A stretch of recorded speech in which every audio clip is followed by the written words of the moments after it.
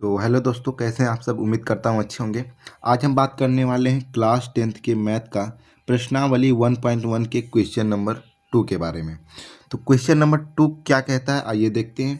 तो question number 2 ये है कि दर्शाइए कि कोई भी धनात्मक विषम पूर्णांक 6q + 1 या 6q + 3 या 6q + 5 के रूप का होता है, जहाँ q कोई पूर्णांक है।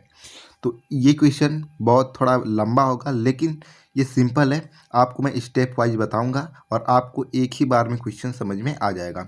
फिर आपको दोबारा देखने की ज़रूरत नहीं है और नोट्स साथ के साथ बनाते चलिएगा। इसके पहले के क्वेश्चन हम डिस्कस कर चुके हैं। उसको देखने के लिए आप डिस्क्रिप्शन बॉक्स में जाएंगे, वहाँ पे आपको प्लेलिस्ट का लिंक मिल जाएगा। वहाँ से आप उस वीडियो को देख सकते हैं। और आपको एक क्रम में पढ़ाई करनी है, क्योंकि अगर आप किसी भी वीडियो को इधर उधर से देखेंगे तो आपको समझ में नहीं आएगा। लेकिन मैं पूरी कोशिश करूंगा कि जो मैं क्वेश्चन बताऊं वो आपको पूरा का पूरा समझ में आ जाए। 100% मेरी कोशिश रहेगी कि आपको समझ में आ जाए, और आपको भी प्रयास करना है कि आपको 100% समझ में आ जाए। और अगर आप इस चैनल पर नए हो तो सब्सक्राइब कर लीजिएगा और वीडियो को लाइक कर दीजिएगा अगर आपको ये क्वेश्चन समझ में आ जाए, पसंद आए तो वीडियो के लास्ट में। और कमेंट करके ज़रूर बताइएगा कि वीडियो कैसा लगा, और कुछ इम्प्रूवमेंट करना हो तो वो भी आप बताइएगा। चलिए वीडियो को शुरू करते हैं। तो यहाँ पर सबसे पहले आपको डालना होगा हल। सबसे पहले आपको हल डालना होगा इस तरीके से। फिर यहाँ पे एक अंडरलाइन कर लेंगे आप। ये आपके सब्जेक्ट में इस तरीके से बिल्कुल जैसे मैं आपको बता रहा हूँ वैसे ही करते जाना है। और पीडीएफ की व्यवस्था भी हम आपको करेंगे।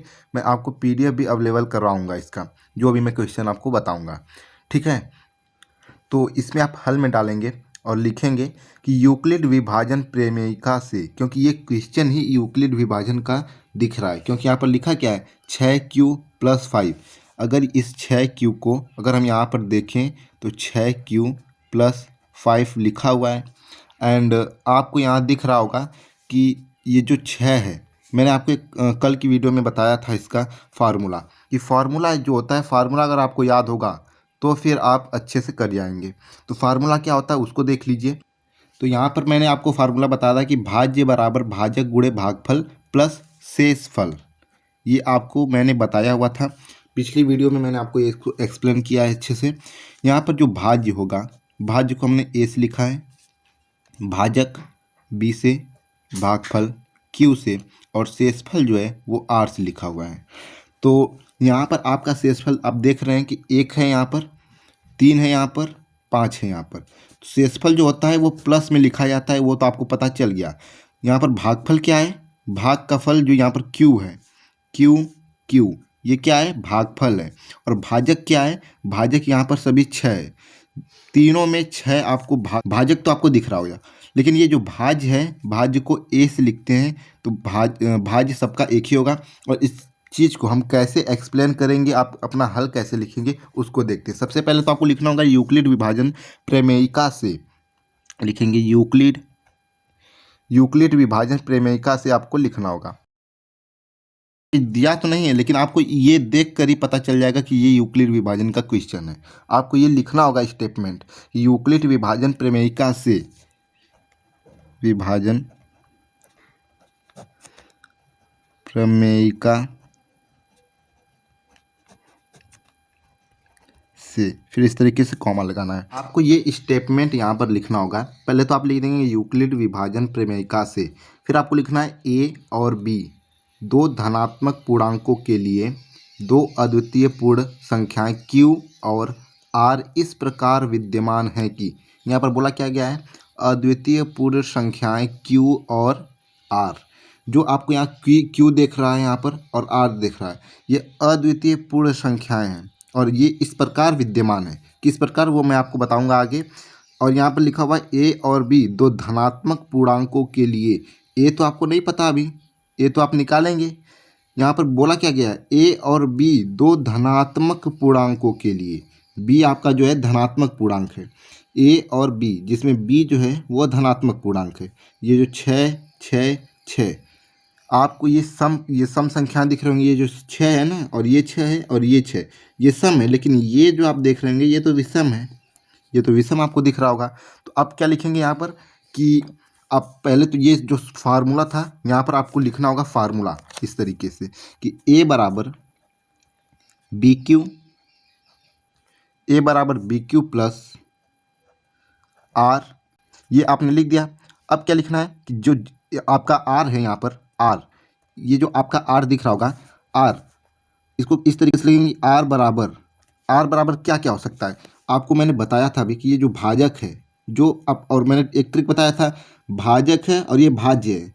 जो भाजक होता है ना वो जो जो इस तरीके से भाजक होता है वो इस तरीके से होता है, इस तरीके से भाजक होता है। तो ये भाजक भाजते जाएगा, भाज्य होता जाएगा। तो ये जो संख्या है ये क्या है, ये सम संख्या है।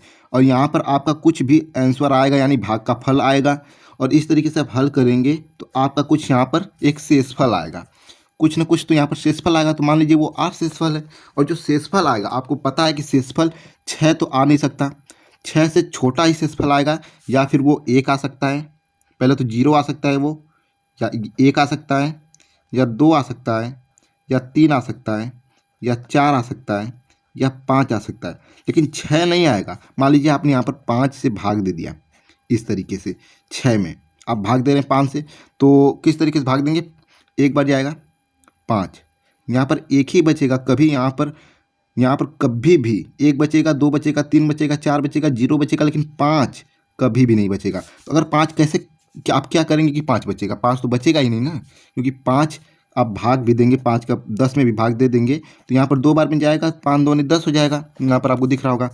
लेकिन ये कर के 0 ही बचना है, लेकिन ये 0 1 2 3 4 ही बचेगा।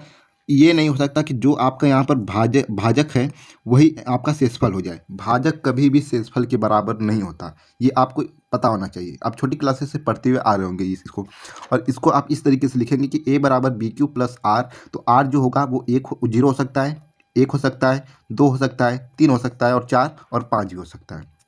अब यहाँ पर आप इसको स्टेप वाइज आपको इसको लिखना होगा।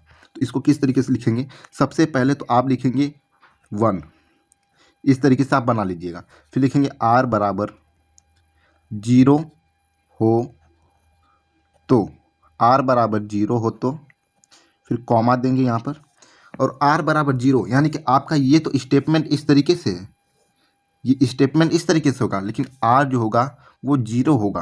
आप यहाँ पर बी क्यू प्लस आर नहीं लिखेंगे, क्योंकि आपको क्वेश्चन में क्या दिया हुआ था कि 6 यहाँ पर दिया था, बी का मान क्या था, ए का मान तो आपको पता नहीं, आप तो लिखेंगे डायरेक्ट कि ए बराबर, आपको क्वेश्चन में दिया हुआ है यहाँ पर कि बी का मान क्या है 6 है, तो आप बी की जगह पर यहाँ पर क्या लिखेंगे 6 लिखेंगे। यहाँ पर बी है ना, बी की जगह पर आप 6 लिखेंगे। अब क्यू की जगह पर क्या लिखेंगे, क्यू की जगह पर क्यू ही लिखेंगे, क्योंकि क्यू का मान भी नहीं दिया। प्लस आर की जगह पर क्या लिखेंगे, आर की जगह पर यहाँ पर 0 लिखना है। आपको इसी में मान रख देना है, ए का मान ए ही रहेगा, बी का मान जो आपका दिया हुआ है वो 6 था, और सब में 6 6 ही रहेगा बी का मान।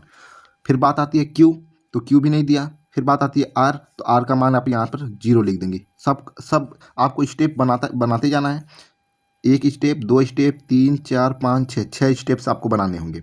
6 स्टेप्स में एक बार तो आप 0 रखेंगे, फिर आप एक बार 1 रखेंगे, फिर एक बार 2 रखेंगे, फिर 3 4 ऐसे आपको रखते हुए जाना है। और ये क्या हो जाएगा, ए बराबर किसी भी संख्या में 0 जोड़ेंगे तो वो वही होगा, तो आप इस तरीके से इसको लिख देंगे। तो ये आपका 1 आ चुका है। अब बात आती है कि आर बराबर हमको क्या रखना है, 1 रखना है। अब दूसरा स्टेप होगा यहाँ पर, इस तरीके से दूसरा बनाएंगे, फिर लिखेंगे आर बराबर 1 हो तो। मुझे पता है वीडियो थोड़ा लंबा हो रहा होगा, लेकिन ये आपको पूरा समझ में आ जाना चाहिए पहले तो, क्योंकि ये थोड़ा क्वेश्चन आपको, आप इसको 2 बार वीडियो को देखिएगा, लेकिन आपको ये आज ही क्वेश्चन समझ में आ जाना चाहिए। अब जल्दी जल्दी हम लोग उसी इक्वेशन जो आपका ये है, इसी में हम फिर से रखते हैं कि ए बराबर, ए तो वही रहेगा, और बी की जगह पर क्या है वो 6 ही रहेगा। बी की जगह पर आपके क्वेश्चन में दिया हुआ है, यहाँ पर आप देखिए, आप कंफ्यूज मत होइएगा, बी की जगह पर हमेशा 6 रहेगा, ये सब में 6 होगा, ठीक है। और हमसे पूछा गया कोई पूर्णांक है, जहाँ क्यों कोई पूर्णांक है यहाँ पर दर्शाना है, हमको दर्शाना क्या है कि विषम जो संख्या है वो ये होगा, ये आपको दर्शाना है। तो आप दर्शाने के लिए बी का मान तो आपको दर्शाना है, तो ये तो आपको पता होना चाहिए कि बी का मान उसमें दिया भी है, जो दर्शाना यानी सिद्ध करना है, ठीक है। तो यहाँ पर बोला गया है कि ए बराबर 6, और क्यू की जगह पर क्यू ही रखेंगे, प्लस आर की जगह पर अब रखेंगे 1। अब यही जो ये आपने लिख दिया है, इसको आप क्या बना देंगे, इसको बॉक्स बना देंगे इस तरीके से। ठीक है, इसको बॉक्स बना लीजिए। फिर तीसरा क्या लेंगे, तीसरा आप लेंगे अब कि r बराबर 2 हो तो। अब r बराबर 2 होगा यानी कि a बराबर 6q प्लस, अब r की जगह पर क्या रख देंगे, 2 रख देंगे इस तरीके से। फिर अब बात आती है कि चौथा लेंगे अब कि r बराबर 3 हो तो। उम्मीद करता हूँ क्वेश्चन आपको समझ में आ गया होगा, नहीं आया तो आप कमेंट करके बताइएगा, मैं इसके बारे में फिर से आपको डिटेल में वीडियो बना के बताऊँगा। a बराबर 6q प्लस, अब 3 रख देंगे जहाँ 2 था, फिर इस तरीके से इसको बॉक्स में बंद कर देंगे। फिर बात आती है पांचवा स्टेप मतलब कि r बराबर 4 हो तो। इसी तरीके से आपको लिखना है अपने सब्जेक्ट में। a बराबर 6q प्लस 3 था, अब 4 रखेंगे क्योंकि r की जगह पर अब क्या रखना है, 4। फिर इसको बॉक्स बना लेंगे। फिर छठवां स्टेप क्या बनाएंगे कि r बराबर 5 हो तो। फिर कॉमा लगाएंगे कि a बराबर 6q प्लस का 4 था, अब क्या रखेंगे, 5। ठीक है, इस तरीके से बॉक्स बनाएंगे। इस तरीके से आपने बॉक्स बना लिया। ये तो आप कर लेंगे, इतना तो आपको करना होगा। अब फिर से ऊपर आइए और यहाँ देखिए, आप यहाँ पर आपने जो भी लिखा है a बराबर 6q प्लस 0, इसका मान क्या आया था, ये आया था, a बराबर 6q आया था। तो क्या ये जो 6q है, यानी कि ये जो 6 है, ये 6 जो है कि 2 से भाग चला जाएगा कि नहीं, तो आप कहेंगे चला जाएगा, ये कौन सी बात है। तो आप लिखेंगे यहाँ पर कि यह 2 से विभाजित होती है। क्या लिखेंगे, यह 2 से विभाजित होती है, अतः 6q एक सम पूर्णांक है। ये तो सम है यानी कि सम संख्या है। यहाँ लिखेंगे यह 2 से विभाजित होती है, अतः, फिर नीचे लिखेंगे अतः यह सम पूर्णांक है। ये सम संख्या आप मत लिखिएगा, यहाँ पर सम पूर्णांक है लिखेंगे। क्या लिखेंगे, सम पूर्णांक है। अब ये जो है, ये तो चला जाएगा 2 से भाग, अब इसका काम खत्म। इसको देखिए यहाँ पर, ये तो 2 से भाग चला जाएगा, क्या 1 2 से भाग जाएगा, 1 का भाग आप देंगे 2 में, तो क्या ये कटेगा, नहीं कटेगा। तो आप लिखेंगे कि यह एक विषम पूर्णांक संख्या है क्योंकि ये 2 से विभाजित नहीं है। तो सबसे पहले आप लिखेंगे यह 2 से विभाजित नहीं है, अतः यह विषम पूर्णांक है। इतना तो आपने लिख लिया। अब इसको देखिए, ये तो चला जाएगा ना 2 से भाग, 6 तो चला जाएगा और 2 भी 2 से भाग चला जाएगा, तो लिखेंगे यह 2 से विभाजित है, होती है लिख दीजिए यहाँ पर, होती है, अतः यह सम पूर्णांक। लिखना मत भूलिएगा, पूर्णांक जरूरी है यहाँ पर, सम पूर्णांक है, सम संख्या मत लिखिएगा यहाँ पर।